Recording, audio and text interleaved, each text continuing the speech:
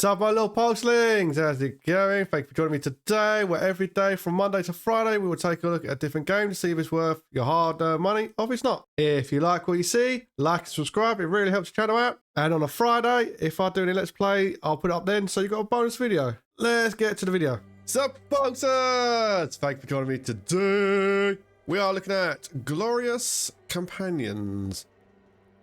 Let's have a listen to what the developer has to say about their game.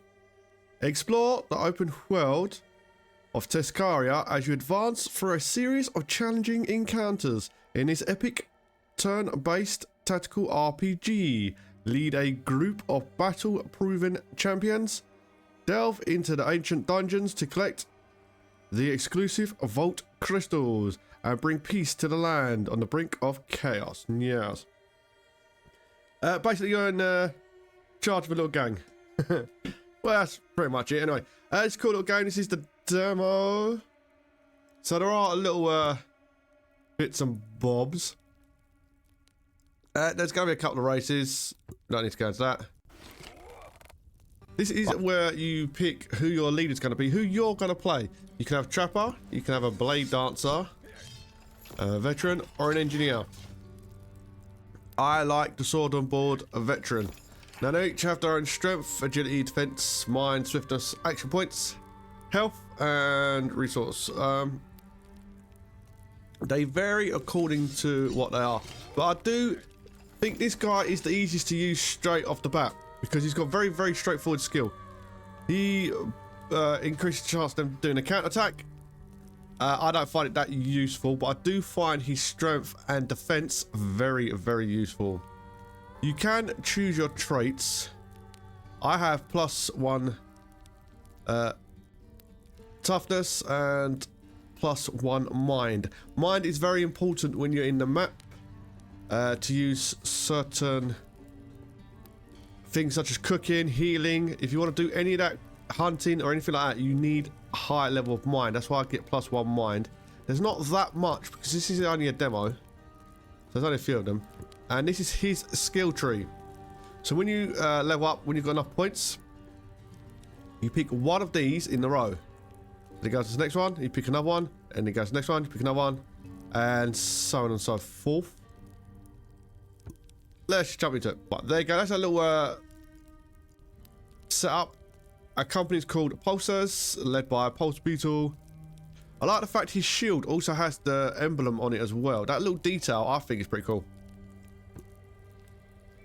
Right, I'm just going to run you through everything on the starting world map. Obviously, I've played on a little bit, but I've got to jump back to the earlier fights, so I haven't got my full complement of men just yet. So you can see how the leveling up system that works. So this is your starting gold. The minus is how much you're paying your team. So the more people you have on your team, the more it's going to cost you in gold. Same as the food. The more food you're going to need to use every single day. These are the energy levels of your team members, which will also decrease. You'll have to occasionally go into camp in order to replenish that. You've got the world map. Obviously, I've had a little butchers about. Marks various things like cities, enemies. Now the enemies in this do respawn. There's also wildlife. I've come across a couple of deer as well as a couple of wolves. You've got your overview of you got your leader, you got your team members, or battle crew they're called. It's got how much you pay them each week, how much food they eat, their hunger. Now I gather that's going to have a negative effect if you run out of food. I don't know if that's strength or if it straight out kills them, because I haven't come across that yet. And your current mood. Here we've got your stash. This is where you come and arm your team to see what you want to put on them. Now my main character is sword and board. When it comes to armor, all armor has its own readout. He's got one. There you go. Right. It requires 5 defense and 8 agility. So his fur armor, my leader cannot wear because he hasn't got that agility.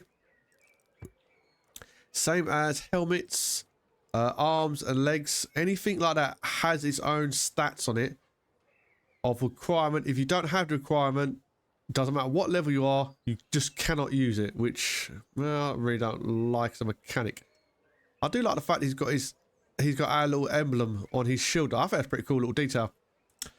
As for weaponry, kind of keep them with what they come with, because most of the time their special abilities, like his one is piercing thrust, has to do with what they come with. When you pick up new characters, make sure you arm them. They don't always have weapons in their hand. Sometimes they come like that. That's a bare fist. You want to make sure that you arm your new teammates. Just double check that they have a weapon in their hand, as well as shielding and stuff like that. Make sure they have whatever you want them to have during the fight.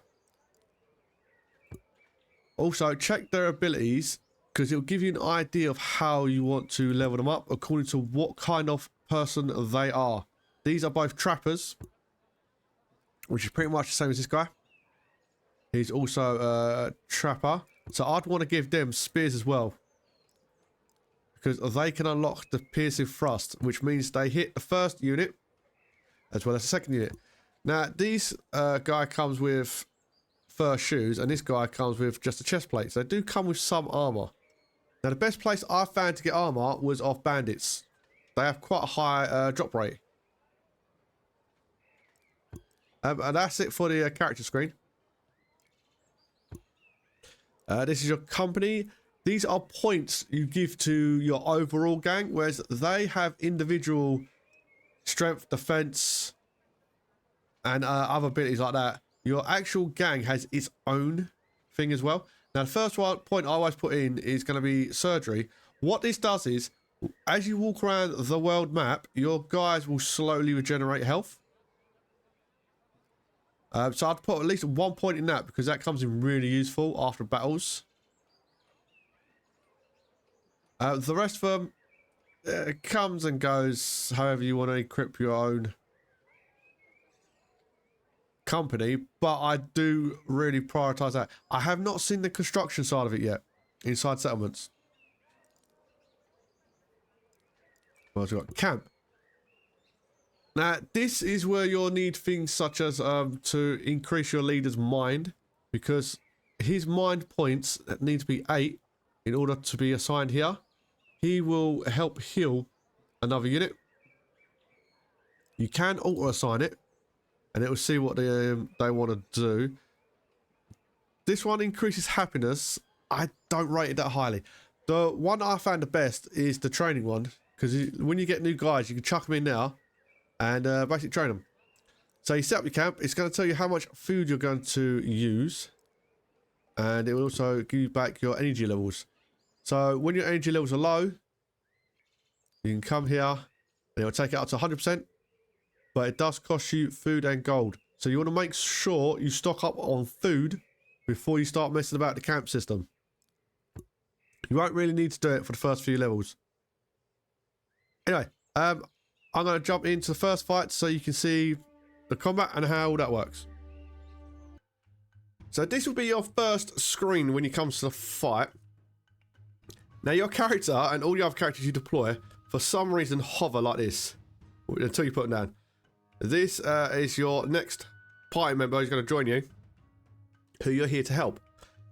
Now, unfortunately, which I think goes against the game, is you can never see the enemies, which means that all tactics kind of go out the window, because you can't line up your sword and board and with archers at the back if you cannot see the enemies, because you don't know where they're going to go. Also, I think the movement leaves a lot to be desired as well. Right, the 15 above his head, that's his AP. The 6 is the maximum movement he can have. So on the top right, it will tell you how much AP you're using per movement. Now, I don't like this system, the way it's implementing this, but there you go. That will spend 2 AP to move there. That'll spend 4. And that's going to spend 6. Now, the problem with the AP sharing with movement and combat is this sword costs 7 to use. So that means if I move, I can only ever attack once. So I really don't like the way that's done personally, but there you go. First, you move and then you choose which way you're facing. Back attacks do extra damage. Side attacks also do extra damage. Now, this is my character's special ability. Each character has a different one. He's got a spear ability, which is awesome. You can also change the movement of which way you're facing. So if you accidentally move and you're facing the wrong way from like the walls, you can actually turn your character around, which you kind of want to do. So from this point of view, I want to move the screen, but at no point does it tell you how to rotate the camera. Again, it's mouse button in, the middle mouse button, the wheel, and you'll rotate the camera like that so you can get a better view of the battlefield. Now his special attack is he does piercing, which goes through multiple units, which I think he's got a better special ability myself. Now it killed the back one, but the front one dodged. The enemies have quite a good dodge in this game. And that's pretty much the basic of combat, because outside of his special move, which will regenerate, he costs 8 to attack with his spear. And again, if he moves, he can't do multiple attacks. I do think that's a big negative for this game. I don't think you should take movement out of their attack AP. I think that should be separate bars. But that's just my opinion anyway. This unit is tired and deals less damage. Regenerates a percentage of missing hit points based on the number of allies alive. So with him, the leader of the wolves, you want to kill as many of his allies as possible. That's his passive ability, which is Shield Mastery. I haven't picked one yet for my dude. So we're going to go and end turn.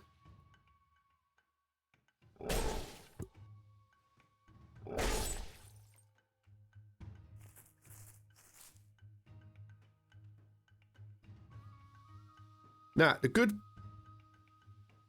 one of the good points in this game is that you can do back attacks.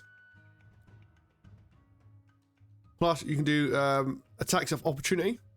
So if he was right next to my character ran around here, that wolf would get a free attack. One of the other good things about this game is you can actually attack diagonally, which makes the whole movement and placement thing, in my opinion, a lot better. Right, so I'm going to activate his ability of covering firing.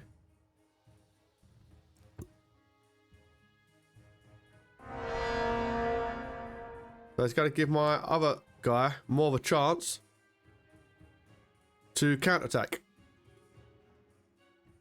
And I do like the way he bobs up and down with his dodgy back that he's clearly got.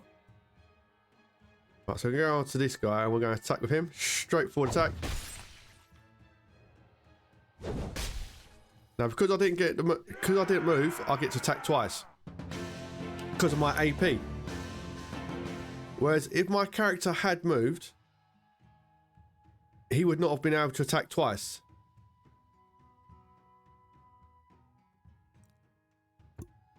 We are back with the flying little man. And again, not being able to see where the enemy has deployed, it really does take a lot of the strategy element out of the game. I think that's a big mistake, personally.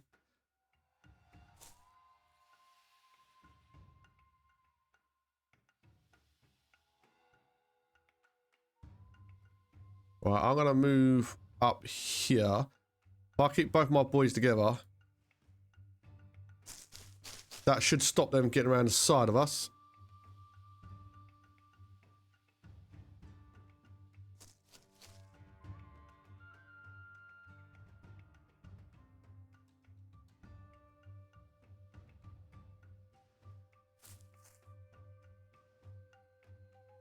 Right, so that's one of the enemies.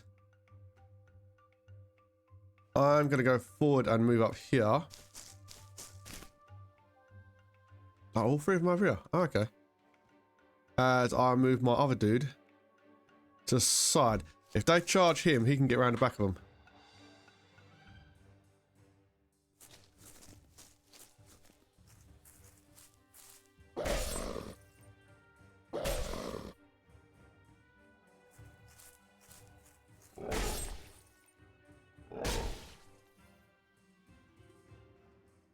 Well, he did manage to block quite a bit of damage. Let's rotate this camera. Just so I can see a little bit better. Right, we'll do his attack. That's going to take 2 of them. I thought I might be able to kill him with just 1 hit. Right, if he moves forward, these guys will get attack of opportunity. So he's going to stab him in the butt. And he's going to do it twice. Alright, dodged it. Alright, let's end that turn now. Shall we?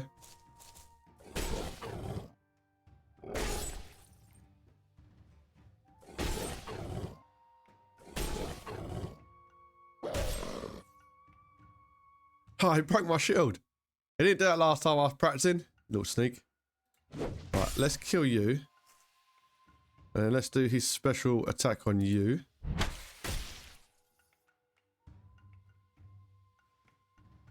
I've got to rotate this camera. It's very awkward at the moment. Right, so I want to move him here. So he can do a rear attack on this wolf. And he'll get more higher hit points. So he does more damage from attacking from behind.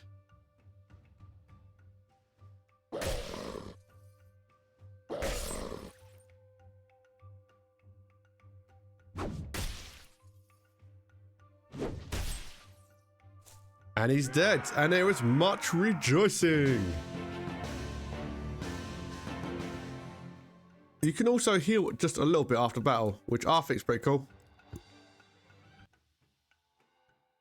Right, and again, because we can't see the enemies, we can't really gauge where we're going to deploy, so we just deploy down here for now.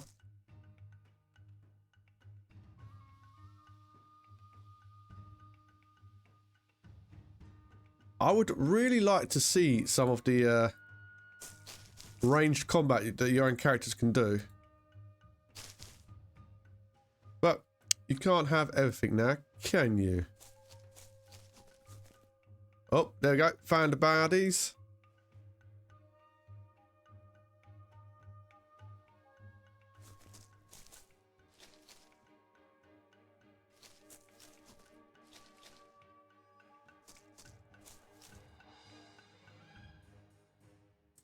Right, looks like I got spears. He's got a crossbow, so I don't know why he moved towards us. He should have stayed up there and fired. But there you go. What I got? Reduced incoming damage based on the number of allies alive. And he's tired. They're all very, very tired boys. So I'm going to move up behind this one. Get a couple of cheap shots off. I've got 5 left, so I'm going to use his special punch thing. Right, as his moves used up.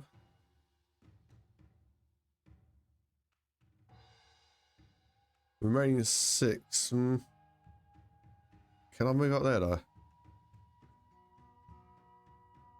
I'm wondering if I can go through him and move that. Let's find out. Because ideally I want to go there. But I don't know if he gets attack of opportunity. Let's find out. No, he doesn't. Oh, that's pretty cool. Because I want to use his special ability to hit both of them. Like so.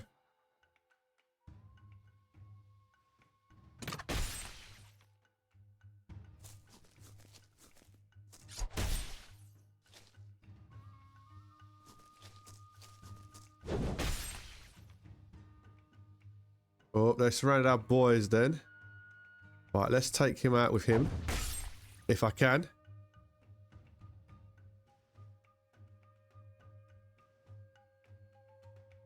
If we move there, that way they're fighting one-on-one. Well, I don't have enough attack left. I've got 7 left and it costs 8 to attack. That kind of sucks, but there you go. Right, he can. So he's going to try and hit him twice. Taking him down. I don't have enough to use my special ability because that costs 4. And I've only got 2 left. So we're going to end our turn now.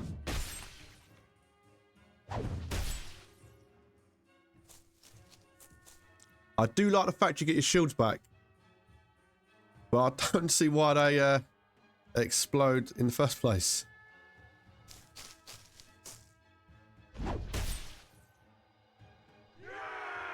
Yeah, there was much rejoicing. Right, let's heal a little bit. Oh, I've got another level. Sweet.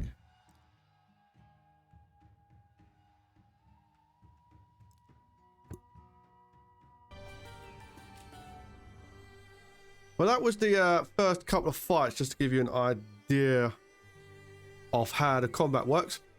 The game world map is pretty detailed. You can see the creatures wandering in the background, so you don't actually accidentally run into overpowered creatures. I think that's pretty cool.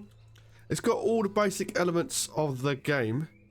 But obviously, this is just a demo, so it's just showing you the basics, really. This is one of the first major cities you come to. You come to like an outpost one, and then this is the major city to do the storyline. As you can see, city level 5 and garrison size 10. I don't know if you can upgrade cities, because they do have a flag kind of like yours. That might be just a faction, because one of your abilities, it does say about upgrading. Where is it? Now here, it does say about construction. So I'm wondering if you can actually have your own, maybe a small outpost or a city, or if you actually can build in the city, so you building them up. I'm not sure, because it doesn't actually say. And that would be quite an interesting mechanic if they have it in the game. But like I said, this has got all the basic elements of a neat little game. But we're going to see, I'll quickly show you something. This is the quest board. So if you want to farm XP and stuff like that, you can go off and do that without having to go all the way through the main quest line. Side quests are pretty cool in this game. This is your tavern where you recruit. Now, when it comes to recruiting, I recruited the other 2 trappers from here. They have different prices and different hiring fees and weekly prices. This one is cheaper because he actually comes with an injury. Now, you need to check that to make sure you don't fill your party with cheap, injured individuals. But it's up to you. Maybe you need someone and you've got loads of dead people, then take on someone with an injury. If you are at full health and your goals are going all right, I would rather pay a little bit more to get a person without an injury, but that's just me. You go to the flea market. This will have all of weapons, armor, and food. Food is one of the most important ones, obviously, because you've got a little crew. You've got to keep an eye on your food levels. However, when it comes to things like items and that, there's no readout against what you've already got. So you can't really compare it to your armor. That you have to buy it or remember each individual thing. One of the things you need to keep an eye on, though, is the requirements. Because you don't want to buy armor that none of your people can actually wear. From where I've played the first hour or so in the demo, I didn't buy any armor. I got it from bandit fights. Because the drop rate in this is quite generous. I don't know if that's going to change in the actual game when it comes out. But it's a pretty decent drop rate so far. And yeah, I think it's a nice little game. But as always, it's not up to me. It's up to you to do you. That was the look at the demo of Glorious Companions. This has been PulseBeetle. Thank you for your time. Have a good day. Keep the pulse. And remember,